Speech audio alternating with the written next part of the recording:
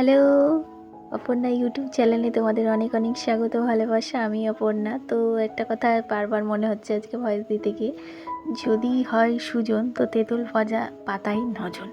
তো সেই অবস্থা আমার। তো হাইফাই বাড়িঘর নেই, ভিআইপিও বাড়িঘর নেই, ভিডিও করার অদম্য ইচ্ছা আর নিজেকে প্রমাণ করার অদম্য সাহস। তো সেখান থেকে বলতে পারো এই জায়গায় আসা। তো মনে হলে কথাটা আজকে বলি, তাই বললাম। তো আজকে বিকালবেলা থেকে কিন্তু ভিডিওটা শ্যুট করছি, বেশিরভাগই বিকালবেলা থেকে আমি শ্যুট করি। তো রান্না বান্না হয়ে যাওয়ার পরে লবণের কৌটাটা আমি ধুয়ে রেখেছিলাম, আর এখন লবণটা ঢেলে নিলাম।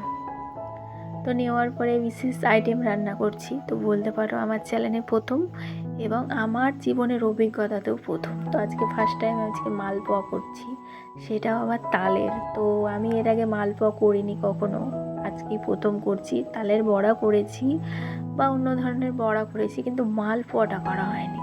তো প্রথম দিনই বলতে পারো অভিজ্ঞতা, আর ভীষণ ভালো হয়েছিল খেতে। তো যে কোনো খাবার করে যখন না একটু সুখ্যাতি অর্জন পাই, তখন মনে হয় হ্যাঁ, এই কষ্ট করে কাজটা করা আমার সার্থক হয়েছে। শুধু যে তালের মালপোয়া করেছি তা নয়, তালের মালপোয়া, তাল বড়া, তালের রুটি করেছিলাম। আর রুটি, লুচি, পরোটা করতে যাইনি, অলরেডি তেলের জিনিস হয়ে গেছে। তো যে কোনো খাবার স্বাস্থ্য সচেতন রেখে খাওয়া উচিত, যেহেতু তালের আইটেম হচ্ছে, তালের সঙ্গে তেলের কম্বিনেশন। তো সেই জন্য আমার মনে হলো যে থাক, আজকে রুটিটাই করি।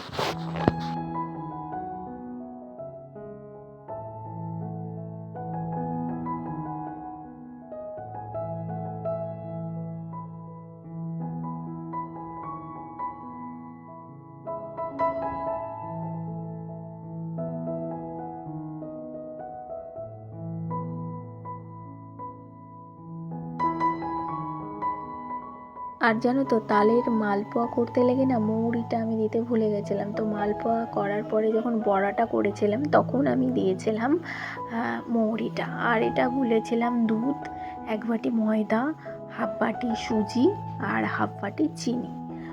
আর এই যে দুধটা মোটামুটি 250 লেগেছিলো, মানে আমি জল দিইনি। আর তালের ক্ষীরে একদমই জল দিইনি।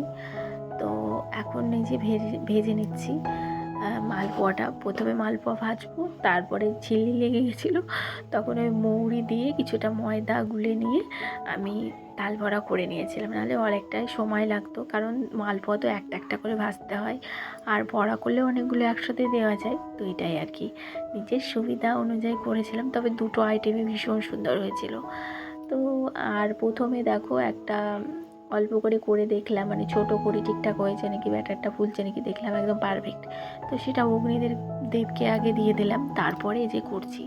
যে কোনো খাবার ভালো মন্দ বা রুটি করার আগে অবশ্যই আমি এই কাজটা করে থাকি। তো আজকে সে মতো নড়চড় হয়নি। আর এই যে মালপোয়াগুলো ভেজে নিচ্ছি।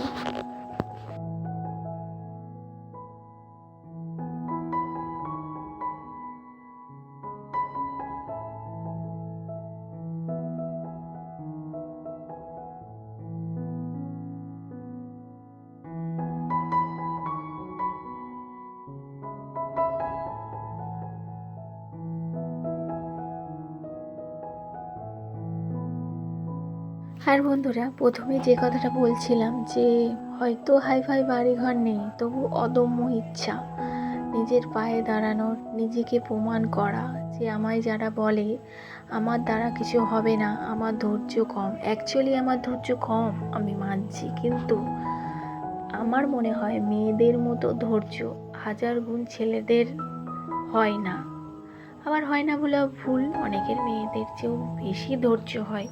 তো আমার অভিজ্ঞতায় আমি যে কজন পুরুষকে দেখেছি সে কজনের কথাই বললাম। তো আজকে বিকালবেলা থেকে ভিডিওটা শ্যুট করছি, আর বিকালবেলা থেকে পুরো সন্ধ্যার মধ্যে ওই যে 1 ঘন্টা টাইমের মধ্যে যে আমি এত কিছু পরিপাটি করে গুছিয়ে নিতে পেরেছি, নিজের অজান্তেই বলতে পারো। তো ওই যে বললাম, কাজ করার অদম্য ইচ্ছা যদি থাকে না, তাহলে 1 ঘন্টা কেন, 1 সেকেন্ডও ইনভেস্ট করা ঠিক নয়, তাই না? তো এইদিকে দেখো এখন তালের রুটিটা করে নিচ্ছি। তো আমার ক্ষেত্রেও ঠিক তেমনটাই হয়েছে যে আমি 1 ঘন্টার মধ্যে যে রান্নাবান্না করে আবার কিছুটা রুম ক্লিনিংয়ের কাজও করে নিয়েছিলাম। আর এই যে আমার সেই ড্রেস, মানে ভাইরাল ড্রেস এখন আমার কাছে মনে হচ্ছে। তো বিছানাটা একটু ক্লিনিং করে নিচ্ছি, রাত্রের একবারে হয়ে যাবে এখন ক্লিনিং করে নিলে। আর পরিপাটি বিছানা আমাদের ঘরে ঢুকে দেখতে যেমন ভালো লাগে, তেমন ঘরের শোভাও বাড়ায় একটা পরিপাটি বিছানা। হয়তো হাজার হাইফাই ফার্নিচার না থাকলেও চলবে, কিন্তু যদি একটা বিছানা পরিপাটি করে রাখি তাহলে কিন্তু ঘরটা সুন্দরভাবে বানিয়ে যাবে। তো দেখুন আমার ঘরে কি আছে, কিছুটা রঙিন পেপার লাগিয়েছিলাম, ছেলে ছিঁড়ে ফেলেছে। তো আবারও ইচ্ছা আছে ঘরটাকে নতুন করে আবার সাজানোর, দেখা যাক কতদূর কী হয়। তো মনে হলো আজকে বললাম, তবে পুজোর আগে চেষ্টা করব একটা নিউ লুক রুমের দেওয়ার। অ্যাকচুয়ালি প্রত্যেকটা ব্লগারই দিয়ে থাকে বা করে থাকে এরকম, তো আমারও ইচ্ছা আছে। তো আমি জানি না কতটা করতে পারবো। তো ওই যে বললাম, অদম্য ইচ্ছা আর অদম্য সাহস থেকেই এই কাজগুলো করছি। যেমন আর একটা না হয় রিস্ক নিয়েই নেব, বরের ঘাড় ভাঙবো আর কি। নিজে যেহেতু ইনকাম করি না, বরের ওপরই নির্ভরশীল। আর অন্নপূর্ণার কথা বললাম না, কোন মাসে পাচ্ছি কোন মাসে পাচ্ছি না কোনো গ্যারেন্টি নাই, তাই ওর আশা করাই ভুল। আর এই যে দেখো এখন বিছানার প্রায় কাজ শেষ, আর বিছানাটা এখন একটু পরিপাটি করে রেখে দিলাম। তারপরে ওই যে ঘরের এক সাইড আজকে ক্লিনিং করে নেব।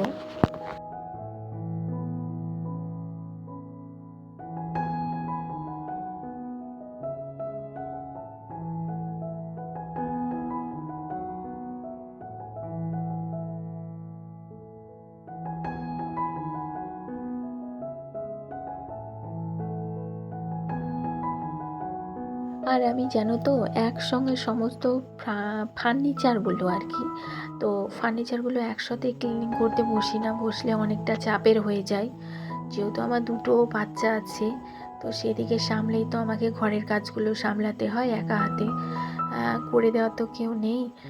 তো সেই জন্য ভাবলাম আজকে এই সাইডগুলো করে নিই, নেক্সট দিন যেদিন করব বিছানার চাদরটা ভাবছি চেঞ্জ করব, তো একবারে খাট টাটগুলো একটু মুছে নেব, জানলাগুলো মুছে নেব। তো আজকে ভাবছি টিভি ক্যাবিনেট আর যে কটা শোপিস আছে টিভির ওপরে সেগুলো একটু ক্লিনিং করে নিই।